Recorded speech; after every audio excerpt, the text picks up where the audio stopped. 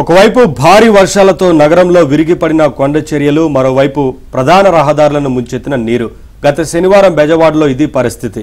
అధికార యంత్రాంగం దీనిపై దృష్టి సారించి దిద్దుబాటు చర్యలు చేపడుతుండగానే పులిమేద పుట్రలా గత ఆదివారం బుడమేరు ముంచెత్తింది.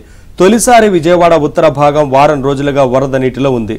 అనుకోని ఉపద్రవం, అందుకోలేనంత ముంపులో జనంతో తొలి 2 రోజులు మాత్రం సహాయక చర్యల్లో తడబాటు కనిపించింది.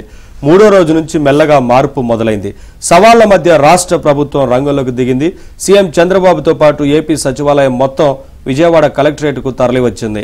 దాదాపు 15 మంది మంత్రులు, 10ల సంఖ్యలో అఖిల భారత సర్వీస్ అధికారులు రంగంలోకి దిగారు.